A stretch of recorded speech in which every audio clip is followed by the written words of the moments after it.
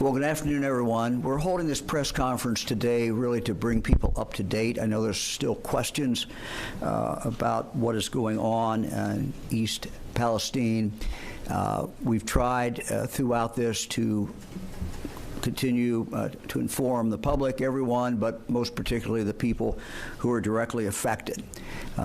So today, I brought many members of our team together to talk about the current monitoring that's underway, and to really answer any outstanding questions that may still be out there. Today I have experts from the Ohio Environmental Protection Agency, the Ohio Department of Health, the Ohio Department of Natural Resources, the Ohio Department of Agriculture, Ohio Department of Public Safety, Ohio Emergency Management Agency, the Ohio Department of Transportation, and the Public Utilities Commission of Ohio. They are all in the room with me today. Let me go back to February 3rd, 8:55 p.m. when the train wreck occurred. While traveling through East Palestine on Friday night, February 3rd, a north southern train derailed, causing a massive fire.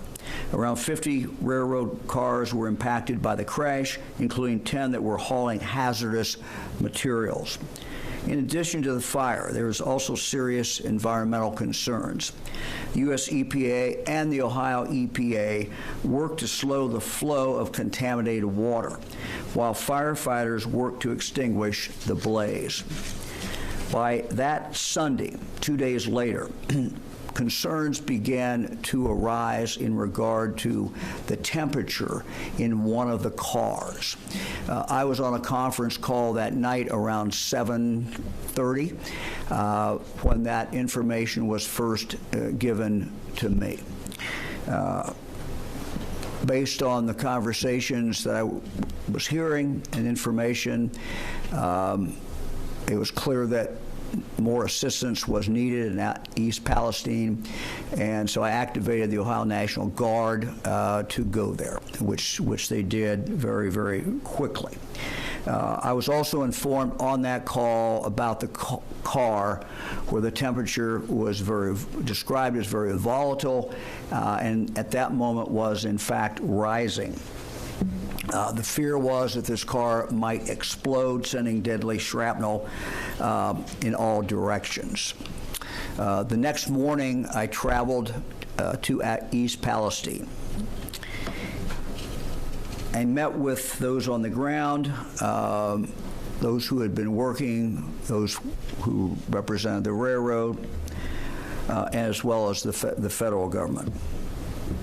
It was clear at that point that we were faced with two bad options. One option was to do nothing and wait for the car to explode. I had a discussion with the representatives of the railroad, an extended discussion. I brought Pennsylvania Governor Shapiro in that through my cell phone, and we went back and forth for a couple hours, trying to just weigh the risk, one versus the other. The risk of the car exploding was described to me as high, high probability that it could explode. And when I pressed everyone to give me the information about, and also give Governor Shapiro the information, because he was on the cell phone listening and asking questions, it came back that the concern was that this would be a catastrophic, what was described as a catastrophic explosion of the car, which would result in shrapnel going out up to close to a mile. We also looked at what the danger was from a controlled release, which is what the railroad felt should be done. Again, Governor Shapiro and I spent considerable time, up to about 2 hours, as I recall, asking a lot of questions about how that would take place. We had the benefit of the Ohio National Guard that had done a modeling exercise. They did that in conjunction with the U.S. Defense Department, who gave them some additional information and help in regard to the modeling. The modeling was then produced into a map I believe that we showed everyone that day when we had our press conference. There was a red area that they described as the likelihood of death within that red area would be very high.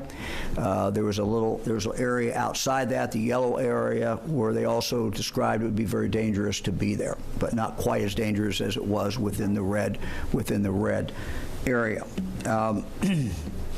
We then made the decision to go ahead with the second option, which was the controlled release. As that was being prepared to be done, we sent back law enforcement into those zones, the red zone and the yellow zone, for the third time to literally knock on doors.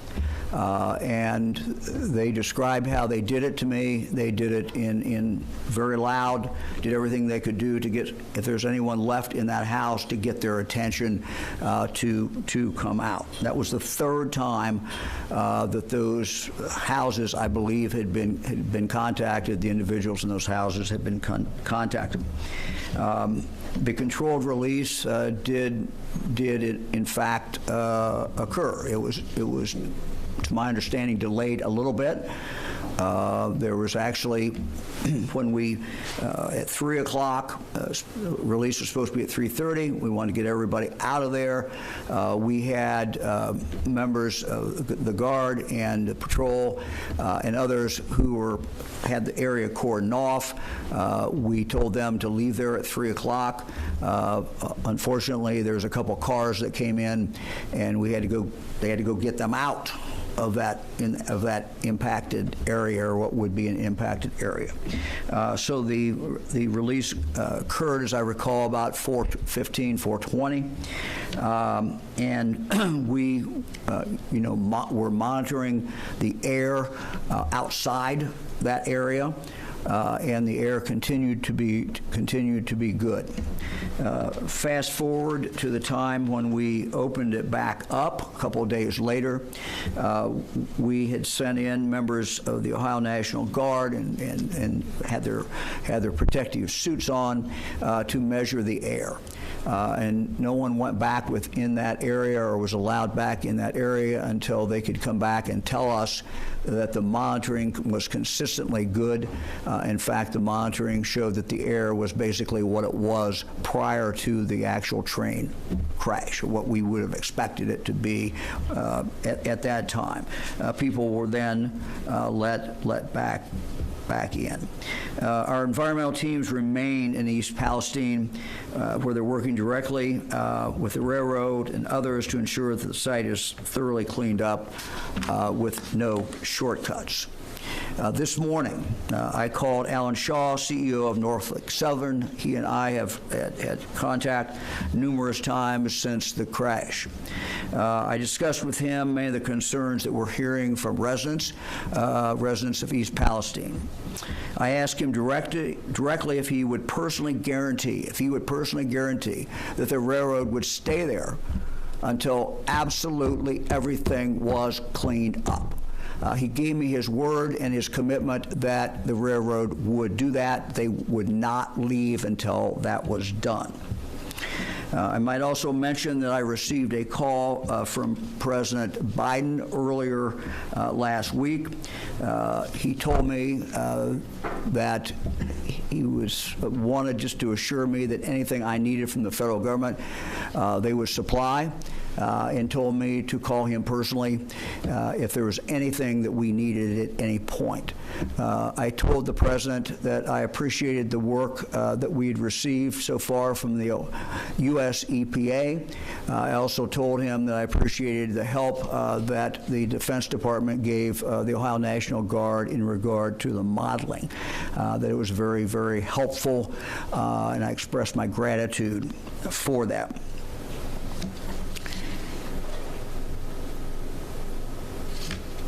Let me also say that J.D. Vance and Congressman Johnson have been in touch with me. In fact, I just talked to both of them a moment ago again.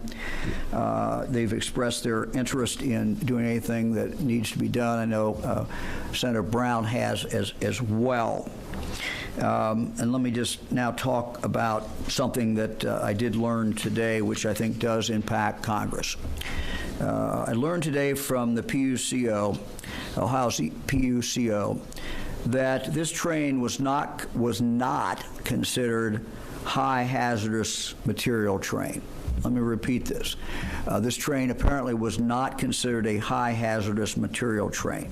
Therefore, the railroad was not required to notify anyone here in Ohio about what was in the rail cars coming through our state.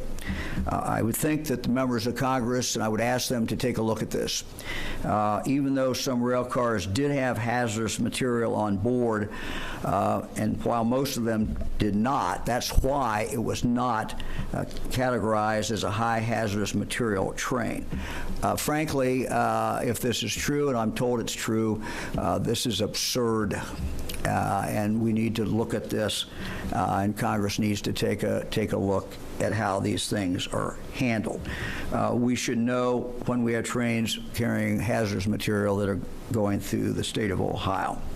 So I ask Congress to take a look at this and again see what they can find out, and if those facts as I related them are true, to take the appropriate action. So let me now get down to sharing the information that we have. Let me just state again, we will continue to do this. We're not leaving either. We're not leaving at East Palestine until everything is done. And we have, as I indicated, a number of agencies from the state of Ohio that have been involved, and they will continue to be involved as we move forward. Let me now ask Mary Mertz, the director of the Ohio Department of Natural Resources, to come up. I think Steve Gray was going to come up as well, and discuss the question about the dead fish. I know that people have been seeing the dead fish. They want to know what is going on, whether that is continuing to be a problem.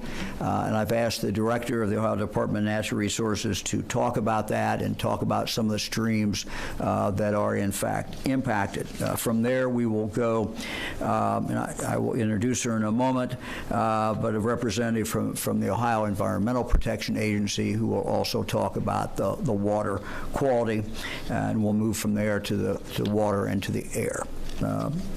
Director Mertz. So I wanted to start off to give you just a little bit of context about the waterways we're talking about, where they are, and how the water flowed. So I think Steve's going to help me out here. So the initial water impact was at Sulphur Run. Are we able to? Can you find that on there, or do we need to use the map in your hand? So it would be up here. So above this map, but we have a smaller map here. The initial impact was at Sulphur Run, leading down into Leslie Run to Bull Creek, and then a portion of the North Fork of Beaver Creek. Right. So we essentially, for our purposes, we looked at 4 different waterways over a space of about 7.5 miles, and what the environmental impacts were on those streams and tributaries. I mentioned, Director, what's beyond that as we move towards the Ohio River? So the North Fork of Beaver Creek leads into Beaver Creek, which I'm lost. I mean, we eventually get down there. To the Ohio River. So yeah, Beaver Creek does go directly into the Ohio River. Yeah, go for it. So the North Fork of Beaver Creek goes into the main stem of Little Beaver Creek, which is a state scenic river, and then that flows into the Ohio River. So that's the essential geography we were looking at for this. And, the Department of Natural Resources, part of our mission is to preserve and improve Ohio's biodiversity. So our concern in this case was what was happening with the aquatic wildlife.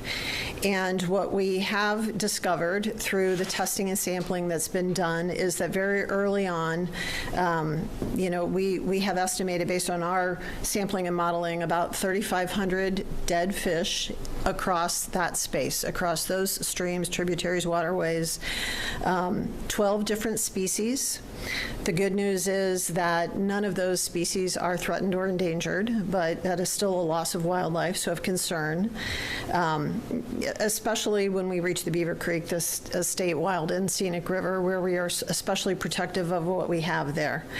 So some of the species, creek chub, mottled sculpin, stone roller, I think we have some pictures somewhere of what those are, but 12 different species, none threatened or endangered, but still a loss of life all the same.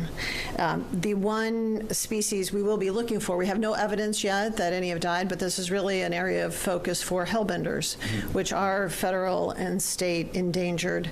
And so we will be doing some monitoring in the months to come to see if any of them did die in the initial release into the waterways. So good news, there doesn't appear to be any increase in the fish or aquatic creatures killed since the first couple days of the derailment. So wildlife officers have been there every day on the scene, working with contractors who are in the water, doing the net sampling, making the estimates, and we will continue to monitor and watch what's going on and eventually hold those responsible accountable for the loss of wildlife in the area.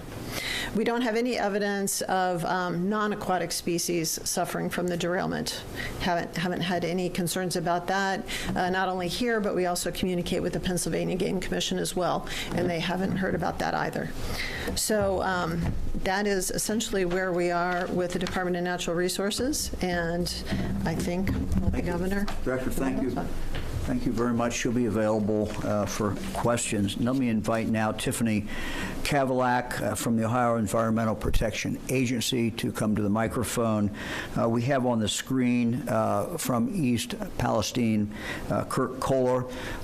Kurt, you may remember at our previous two press conferences was available and discussed what the situation was. We're asking them to tell us the very latest measurements coming from the site.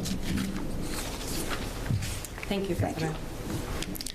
Hello, I'm Tiffany Kavalak. I'm the Chief of the Division of Surface Water at Ohio EPA.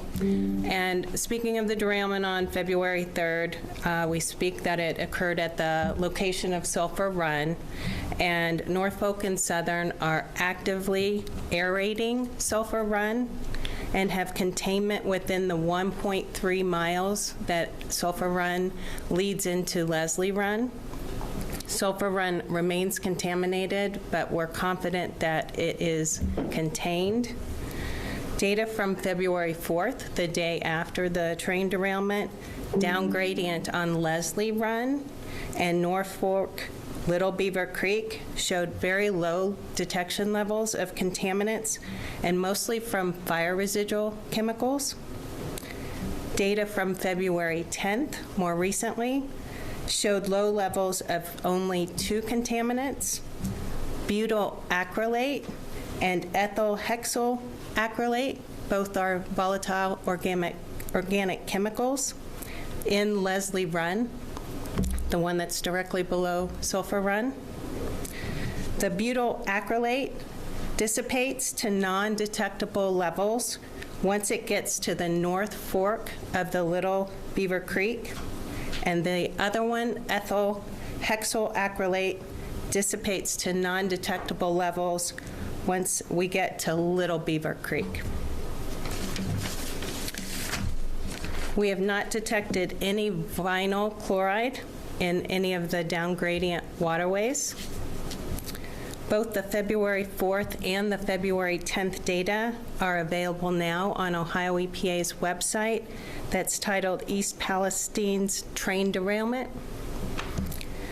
The spill did flow to the Ohio River during that initial slug, and but the Ohio River is very large, and it's a water body that's able to dilute the pollutants pretty quickly. Ohio EPA and other state agencies have been working with the Ohio River Valley Water Sanitation Commission, some may know as ORSANCO, to track the contaminant plume in real time. It's moving at about a mile an hour. ORSANCO's tracking allows for potential closing of drinking water intakes to allow the majority of the chemicals to pass. This strategy, along with drinking water treatment like oxidation and advanced treatment like activated carbon, are both effective at addressing these contaminants and helps ensure the safety of the drinking water supplies. So we're pretty confident that these low levels are not getting passed on to the customers. Would you like me to pass it to Kurt? Let me ask you one question. Yes. You might explain. You talked about the containment. What steps were taken to contain it in that initial spill area? Yes, and I think that's why we have. I think Kurt Okay, can. Kurt, do that. Yes. Okay, good. Kurt, you want to answer that, Kurt, and then you can kind of give us a report from East Palestine.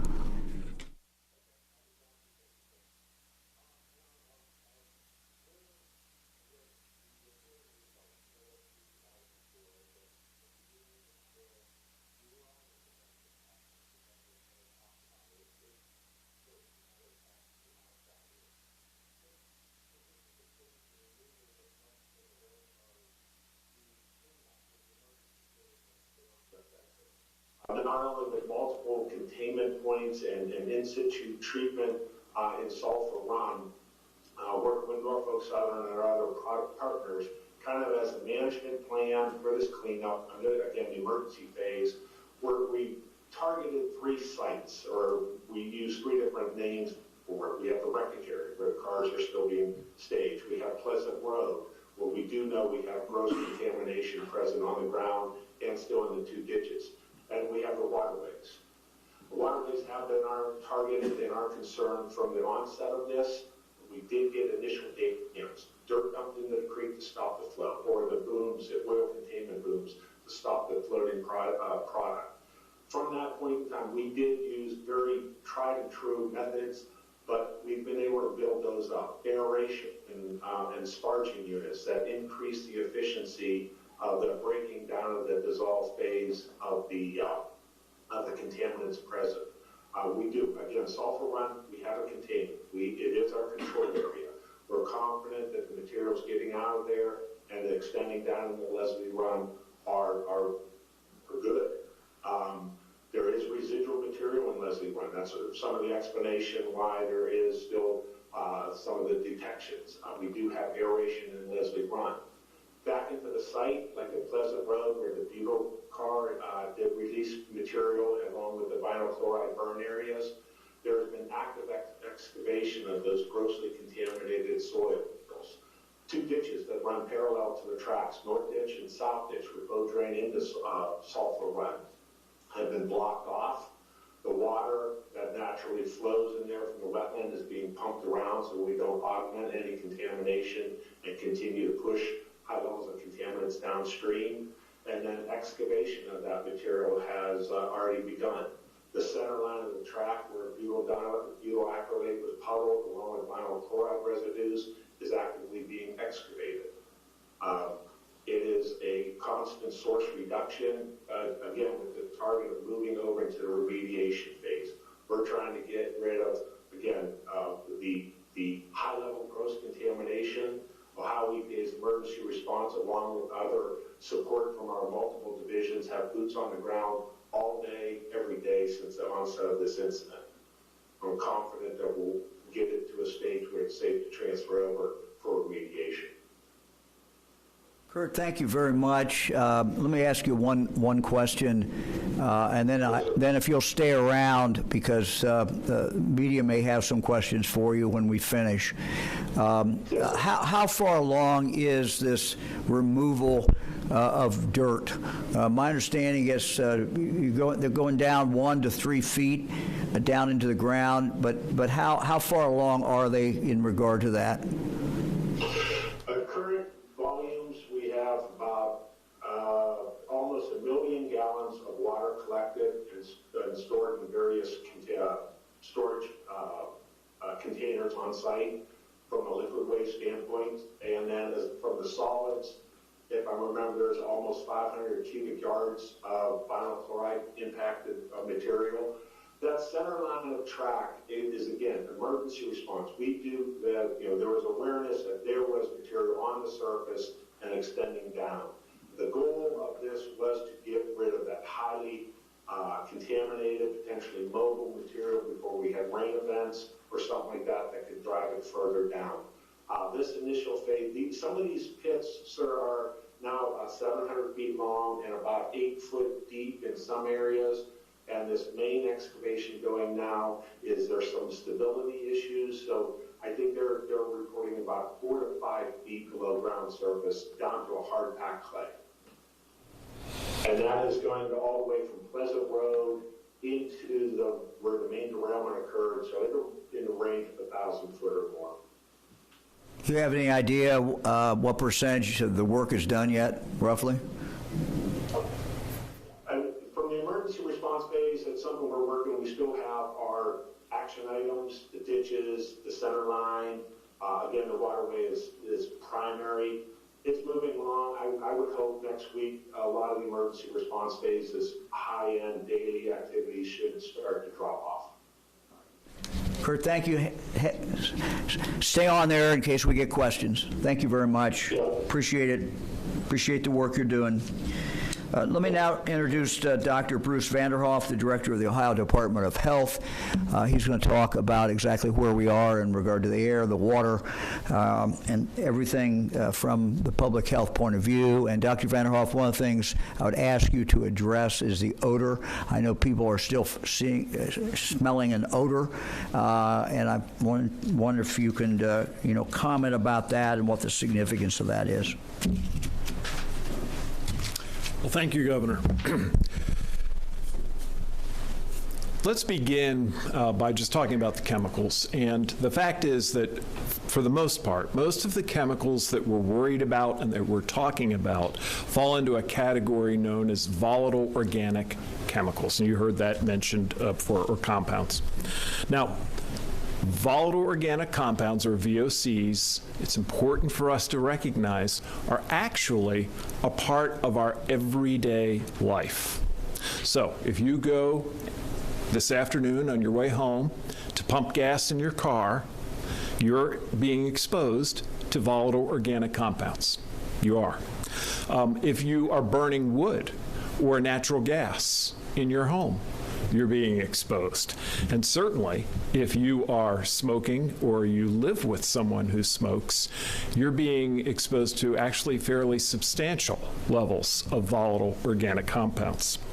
Now, the good news is that most people can be around these volatile organic compounds at low levels without really feeling health effects.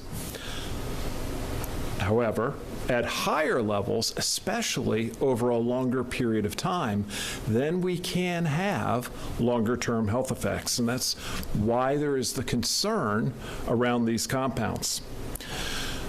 So the goal from a health point of view in a situation like this is really to make every effort we can to reduce the risk that we're going to take those volatile organic compounds into our bodies. And there are really two paths for that to happen. One is what we breathe, and the other is what we consume. So the effort, as you heard it described, really began at the start with trying to make sure that we had a safe environment as it related to the air that people were breathing. For us, as human beings, we've got to breathe. We can't avoid the air. The air is there. We need it, and so it has to be clean. It has to be safe for us. And the good news is, and you heard the governor describe this, by the time we were at the decision point for potentially bringing the people who had evacuated back into the impacted area, we had on hand air testing that told us that the air really looked pretty much like it did before this event ever happened. So that gave us really great confidence when it came to that aspect. But then there's the second aspect. Even after bringing people back, we made it clear that, hey, the next piece of this is your water source. We want to test that. Now, the good news is the majority of people who live in the East Palestine community are, in fact, on municipal water, and those municipal sources are deep wells that they were able to intentionally reserve using the most distant ones only for feeding the water supply. But nevertheless, there are quite a number of people who are on private water systems, mostly private wells. We have strongly encouraged all of those people on private wells to get their wells tested, and that will be done at no cost to them. This is something that is part of the remediation, and it's very important for the reasons I just described. Now, if you are one of the people who live in the impacted area and have a private water source, you're not on municipal water, I'd encourage you to call a number. I'll read the number out. You've heard it before. It's 330-849-3919. And indicate, I believe I'm in the affected area, and I'd like to have my water source checked. Now, we're strongly recommending those who have not yet had their water source checked to use bottled water, and bottled water is being made available again.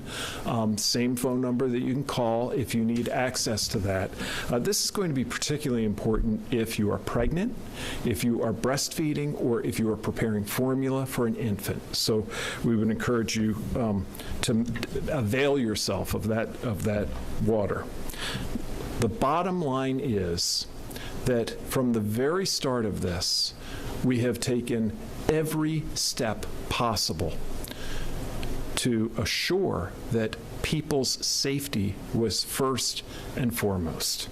And that with the compounds that we're talking about, in consultation with experts at the national level, we have first made sure that we were providing a clean atmosphere, clean air, and now we are actively working to assure that people, for the long run, have clean water. Thank you, Governor. Thank you very much. We're happy to take any questions for anyone who's Please use the talked. Yeah. If you have a question.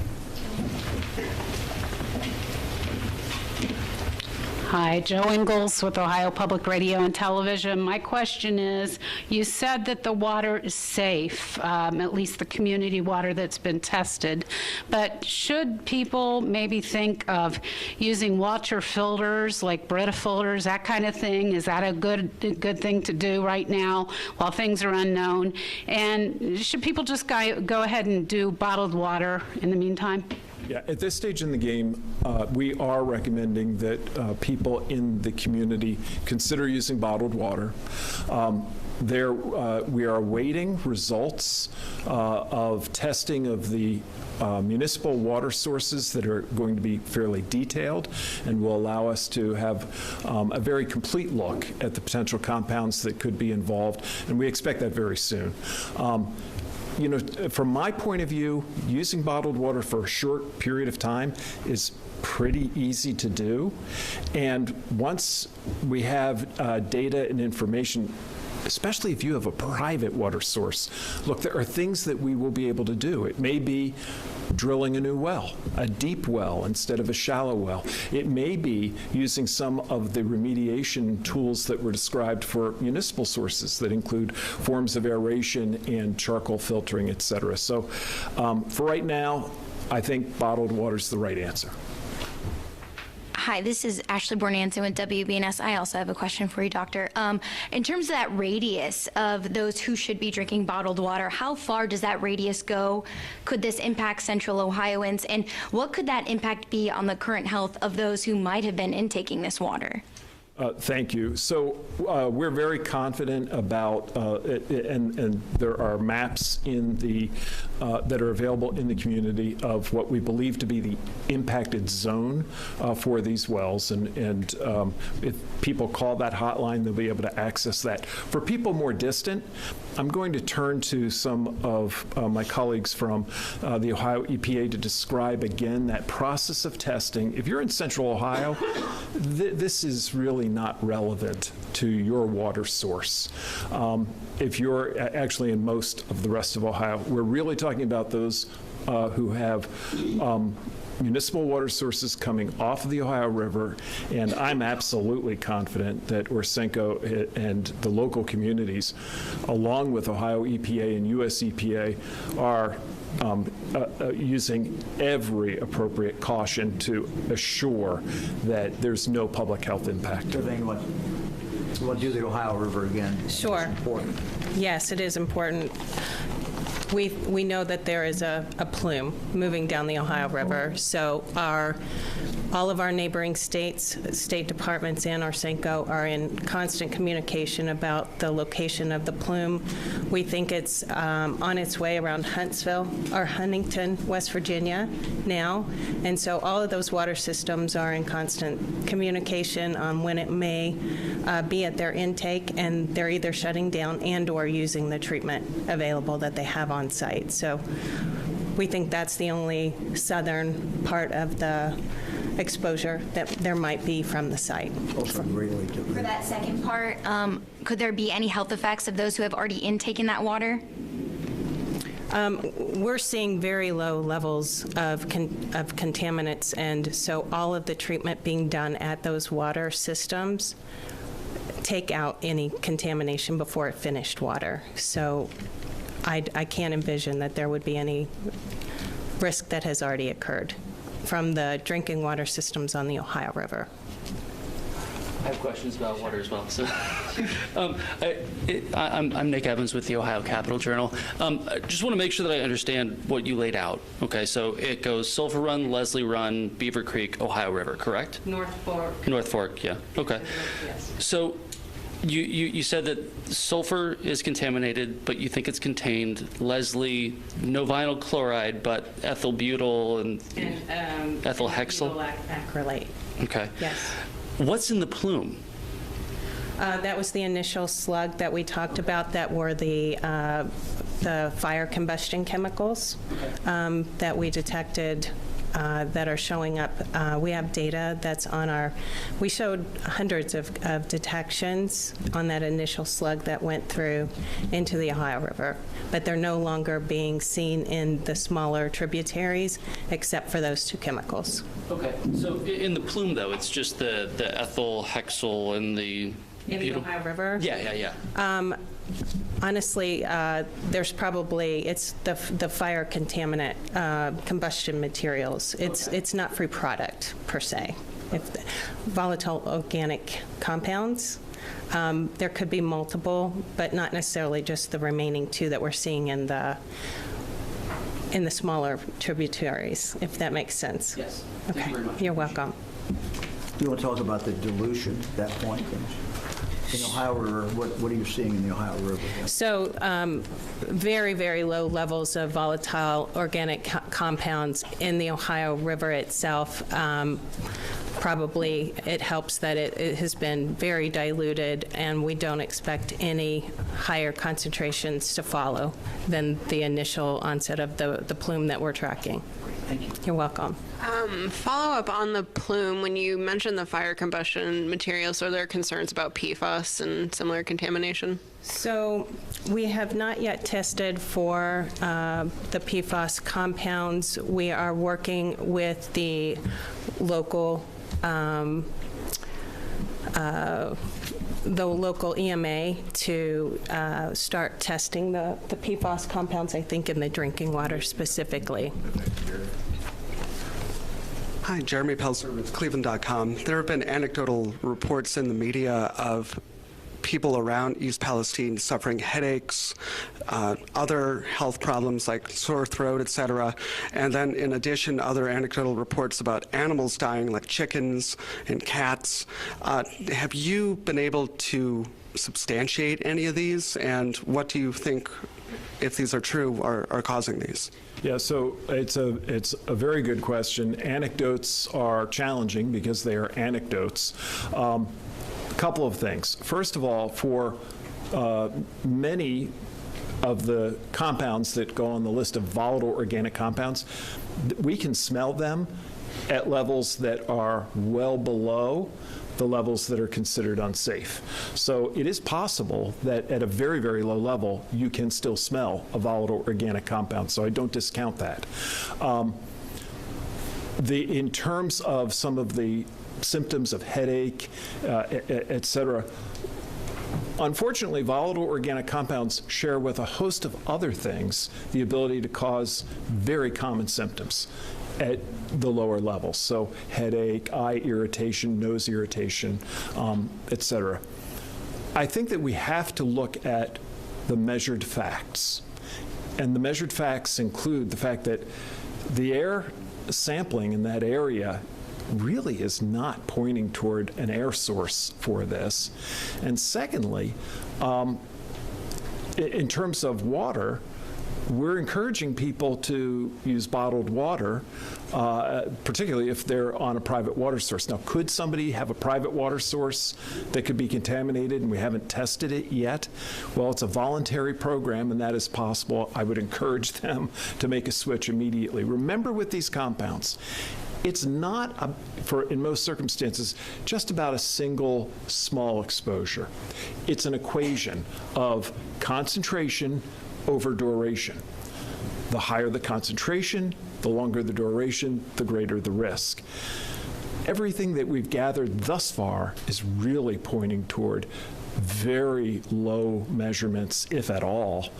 And what I would encourage people who are having those symptoms to do is, number one, contact your medical provider, and number two, call the local hotline to let them know that you're experiencing this so a team can get out and check their environment.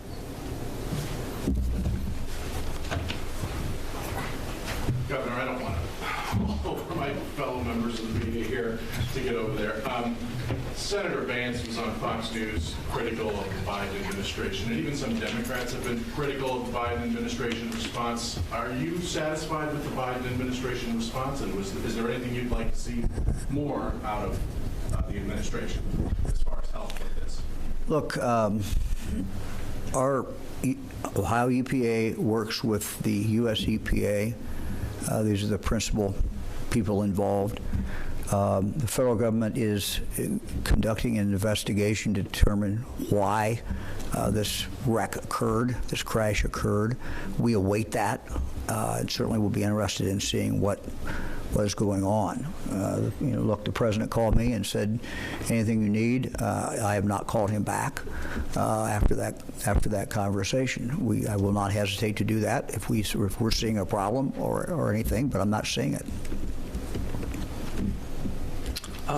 Patrick Sagas with the AP. It's probably a question for ODNR. I know you had mentioned that there weren't any maybe like reports of animals dying because of the controlled release. But again, we have been hearing anecdotes from people in the area about pets or other agricultural animals. What can they do if they believe that their animal died because of this? And like, what is ODNR doing to measure that? Yeah, I think that's probably. Director of Agriculture, Brian Baldridge. Thank you, Governor DeWine, and thank you for that question as far as the livestock community. From the agricultural, from Department of Ag standpoint, we've been in contact with folks in the community as far as the veterinarians. Our state vet, Dr. Summers, has been in contact with folks in that community, and that's what we're telling folks. If you see symptoms of your livestock, reach out to your local vet. But we are in constant contact with them, and also our stakeholders, Farm Bureau, OSU Extension, all the folks in that community. And to this date, there is nothing that we've seen in the livestock community that causes any concerns to this date. Thank you. Karen Kassler, State House News Bureau, Ohio Public Radio and Television. Governor, this is for you. You've said that you fully expect Norfolk Southern to pay all the costs. You said you've gotten a commitment from them that they are going to stay on site till everything's cleaned up. Are you confident that they are going to pay all those costs? And there are reports of people having trouble even cashing these inconvenience checks. What do you tell those folks? Well, look, Norfolk Southern is responsible for this problem. We fully expect them to live up to what the CEO committed to me, and that is that they will pay for everything. If they don't,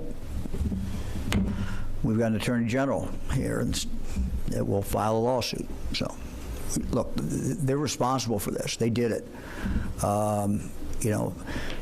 This is the impact on this community is huge. Not just the physical problem that might be caused, but the inconvenience, the terror, many things. So yes, we've already seen lawsuits filed. I'm sure there'll be more lawsuits filed. But my objective is to do everything we can to get this cleaned up as quickly as we can. And I think by continuing to talk and reveal what we're doing, what the testing is showing, I hope that people will continue to have confidence in what's going on. But I understand people's skepticism, and I understand their anger. And if I lived in the community, I would be angry too. The railroad caused this problem. They're going to be held accountable. Hi, Anna Hoffman, WCMH-TV. I know there's going to be a full investigation into how or why this happened, but are there any early indications pointing to deliberate actions to make this train derailment? I have no indication of that. Sir, about these $1,000 convenience checks, as far as you know, does receipt of one of those checks absolve the railroad responsibility? What strings are attached to these checks people would receive those? Do you know anything about that? Well, I don't want to play lawyer here, but I don't think that resolves them of any, or absolves them, excuse me, of any responsibility. They're still responsible for any damage that they have caused. Thank you. Governor, we're ready for online questions. All right, we'll go to the online questions.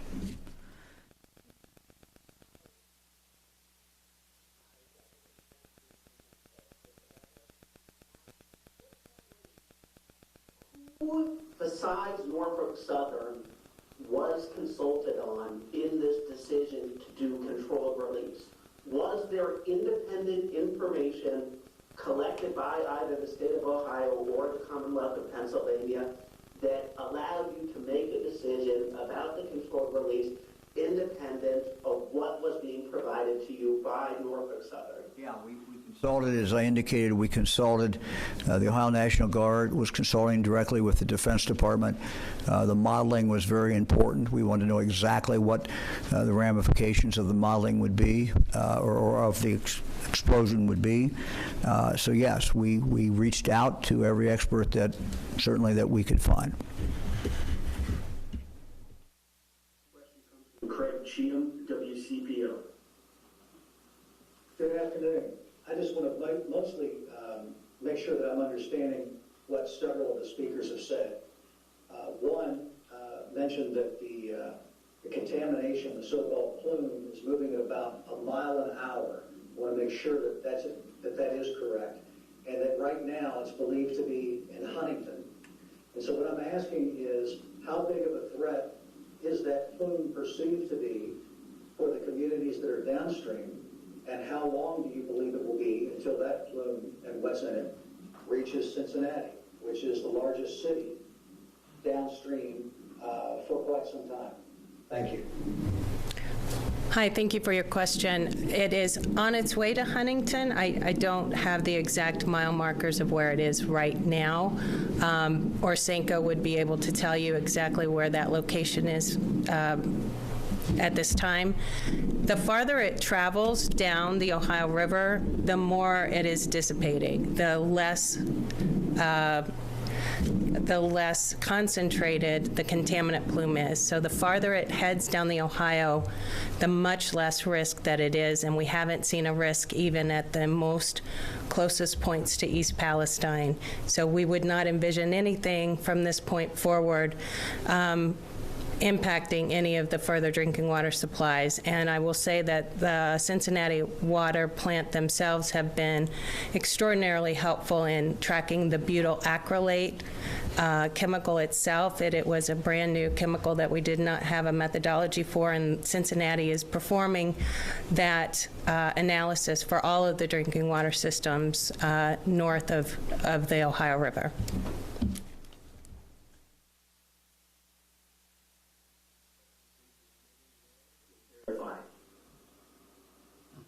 Hi, I also have a question for you, Tiffany. One of our readers asked if the EPA is testing any soil samples following the derailment.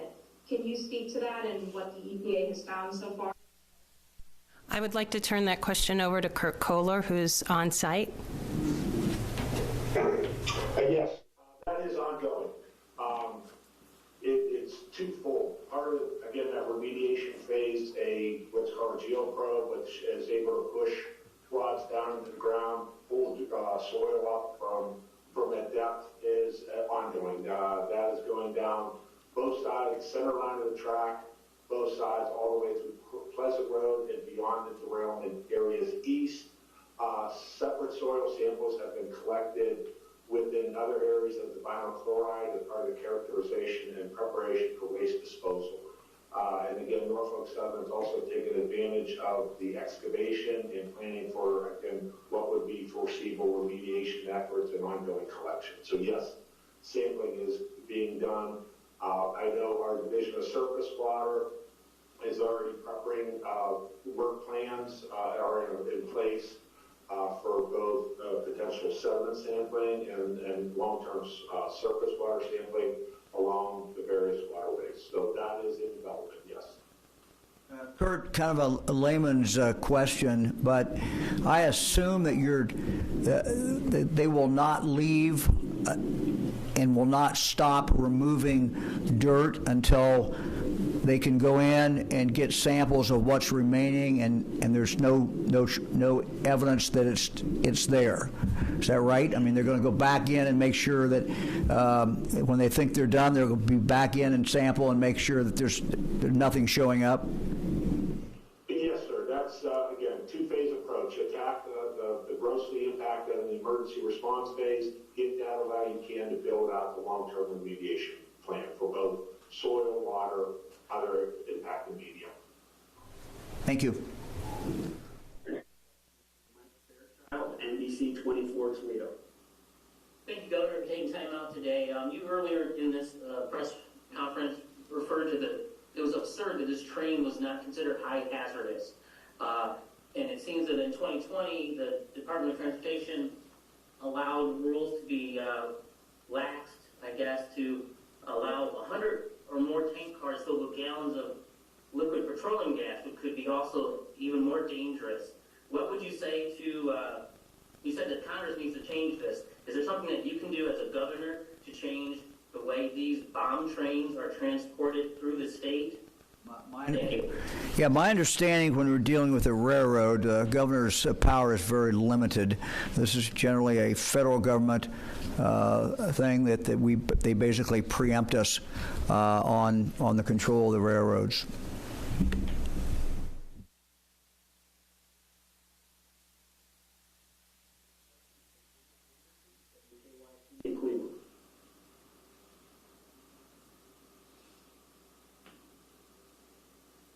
Emma, are you there? All right, we'll move on to Courtney DeGeorge with Fox News. Hi, this is for everybody at the press conference. There's been a lot of people who live in the area who have expressed concern about going back into their homes despite being told that the air is safe and the water is safe. Can you just speak a little bit to the validity of some of their concerns that people are getting headaches and what that might mean in terms of long-term effects that this will have on their bodies? Should they be concerned about potential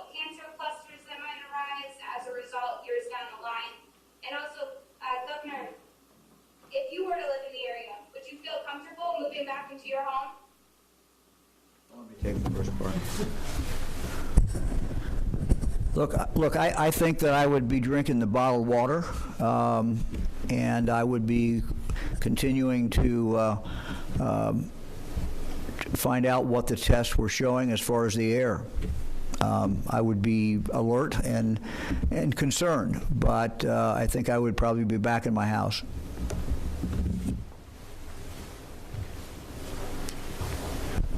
I think that was a very good answer. Truly, I think the governor really summarized the important points. Look, we've got very good data as it relates to the air quality. And I think people can feel very confident in that fact, coupled with the fact that there continues to be air monitoring. So that's very good. We have no indication that the municipal water supply is not safe. However, we do have testing that is pending, and I think it's a relatively easy thing to do to use bottled water for a short window of time. I think people should be confident that multiple agencies, both at the state and the national level, are very serious about this, are watching very closely, and are not allowing any wiggle room when it comes to safety.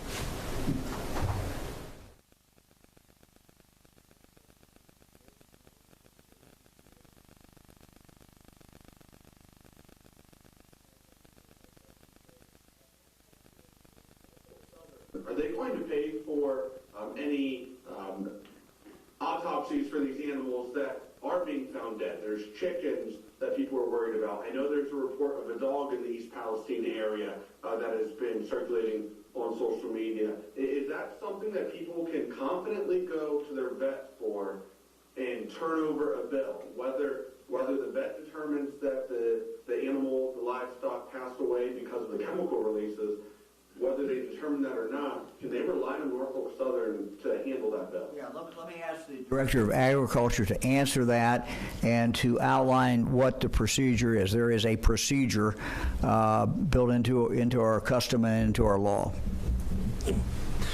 Thank you, Governor. As far as the question, as far as the Ohio Department of Agriculture, we have a diagnostic lab, and it is run by our state vet, Dr. Summers. And as far as the policy and what we're telling the folks as far as the vets in the communities, I'm going to turn it over to Dr. Summers, who's a specialist in that area. Welcome. Thank you. Dr. Dennis Summers, State Veterinarian for Ohio. Yes, just in short, to answer your question, animals that die for any reason, livestock, pets, first call should be to your private veterinarian to seek guidance and consultation for that. Our animal disease diagnostic lab is here to serve the livestock industries and companion owners to do necropsies and diagnostic testing for any cause of death. So we need to make sure that we're following the appropriate routing, that those samples that are being submitted or those animals that may be found dead for any reason do come in through a veterinarian to our animal disease diagnostic lab, and we would run them like we would any other normal sample. Thank you. Thank you. Doctor, thank you very much.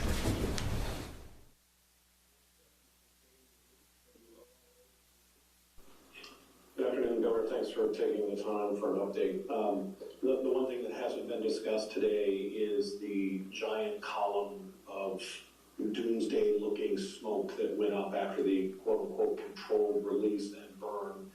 Are we just supposed to believe that that just disappeared, that went up into the atmosphere and just went away? That had to have come down somewhere. There has to be a blanket of whether it's soot or chemical, whether it was the wind sort of shifted that evening, so it kind of went instead of just to the south east, it kind of started to go straight east and then a little to the north. I mean, this has got to be on the ground somewhere. If we're talking livestock, if we're talking pets, if we're talking kids out playing, there's no concern more than a mile out, 10 miles out, 20 miles out, 30 miles out. What happened to that smoke, and who can give those answers? Let me see who can, if we've got someone who can answer that. I don't think there's anyone here who's volunteering, so. And look, what we're trying to do is be very, very careful, follow what the science is. I don't know what the science is in regard to that. But we'll try to get you an answer. If we can't get it today, we'll try to get you an answer later. So. I will say, the only thing I can say for sure is that we were monitoring the air. And this was a relatively small area that we had cordoned off and told people that they need to leave. We were monitoring the air in real time when that went up in the area right outside there. And that quality of air remained good the entire time. We later, the next day, went in, of course, to within that area, the red area and the yellow area, and started measuring it, and it was good. But at the moment when it went up, we were still getting readings. My understanding is they're still getting readings right outside that area that indicated that it was good. But I cannot answer your question. What happens when that goes up? So we'll see if we can get you an answer.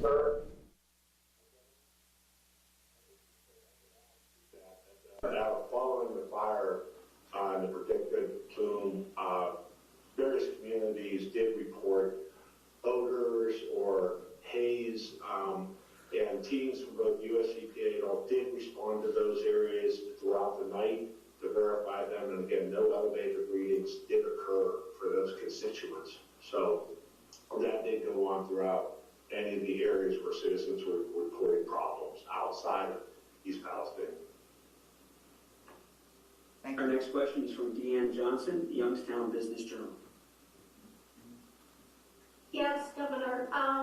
Real quick, the soil that is along the tracks, I'm hearing that they're talking about they're excavating it and pulling it out of there. Twofold question, the trains continue to go through. Is that safe to have those trains still going through there if things are a little unstable? And secondly, where is all this soil going? There's talk of things that are sitting in East Palestine Park in large containers. Is that where the soil is being transported? Let me ask Kurt if he knows.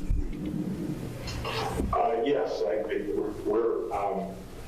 the soil that is being excavated out there's three staging pads on site within the footprint of the spill zone.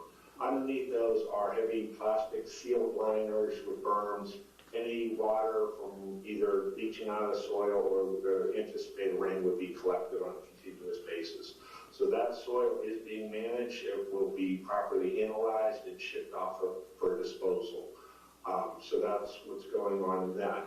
As far as train safety, Norfolk Southern has made us aware we have to do all their safety briefings when working in those areas. They have complete control over the tracks. So anytime a train is coming through, it comes through at a reduced speed, and the work has to stop while the train passes. So they have complete control over that. The wastewater storage, those big blue mobile storage tanks, they do hold 21,000 gallons capacity. We have them at various staging areas, depending on the work locations. The one you referenced in the park is in the event we would have to pump material from the creek into those. Again, they are safe, they're sealed off. You don't have any direct access to the material inside. And they also inside secondary containment in case something would happen to those containers. So that's how waste is being managed on site. And we work with Norfolk Southern daily on that to monitor. And we have people from our hazardous waste unit group working with them directly, again, boots on the ground every day. Our final question today is from Dylan Carr, the Ashland Source. Hi, thanks for taking my question here. We have readers in Ashland, Richland, and Knox counties. They've expressed concern in the air and water quality in the aftermath of this. How concerned, if at all, should these people be? And if they should be concerned, even just a little bit, what steps should they take in terms of obtaining testing kits or anything like that?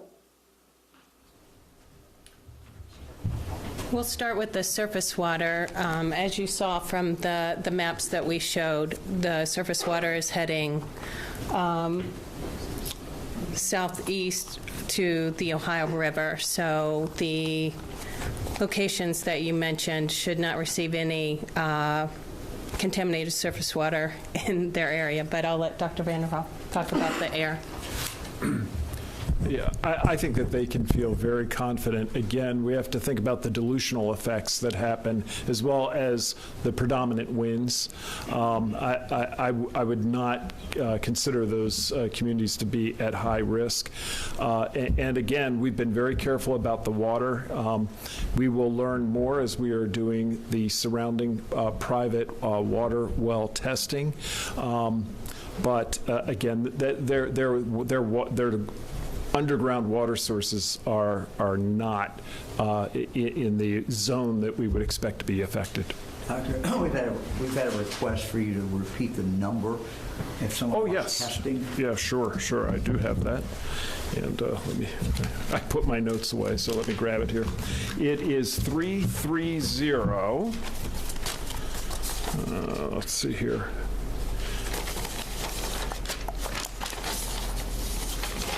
Oh, here it is. Sorry. 330-849-3919. I'll do that one more time. 330-849-3919. Anybody else? If you find positive tests in private wells, will that be made public? Yes. Yes. I assume so. Yeah. Anybody else? How long are we estimating people will have to drink that bottled water? So a part of the challenge is people signing up. This is a voluntary activity. So if you've got a private water system and have not called the number to get on the list to get tested, please do. The turnaround time does not appear to be long, but it is a matter of days. So we'd like people to sign up for that testing in that area as soon as possible. This is related, but unrelated, I guess. There were reports that you were not necessarily looking at any sort of action regarding the Adjutant General and the reporter who was arrested. Is there going to be anything after this? Well, as you know, this matter is turned over by the local county prosecutor to the Attorney General. I remain, I have the same opinion I had the first day, and that is that I would hope that charges would be dropped. I think that would be the best thing. Whatever happened after the general walked away, the reality is that the reporter should not have been stopped, period. So it shouldn't even started that way. And I understand, people may have different feelings about what happened afterwards, but the initial stop, the initial confrontation, or the initial contact never should have occurred. So taking that into consideration, it seems to me that everyone would be better off if we just, if the Attorney General could see fit not to proceed with any kind of prosecution. Have you talked to the Adjutant General about the initial confrontation? Yes. Yes. Look, I think the general, regrets that. I explained to him, how press conferences work, and that frankly that sometimes during a live press conference someone will be reporting directly. Someone could be right now standing back there and reporting if they wanted to. And that's they have the right to deliver the news however they want to deliver the news. So yes, we've had a conversation, and he regrets the whole situation. So We will continue to keep you apprised. We will not do we don't plan, at least, on doing a press conference every day. What we do plan on doing is every day, at least once a day, release the information, any new information that we have. So you can expect that to come from the governor's office. You can expect that to come as a kind of a day's summary of what is going on. That does not mean there won't be other information that's posted in different forms, but coming out of the governor's office, we're going to try to summarize it once a day, get it to you in time so that you can utilize that. So thank you all very much.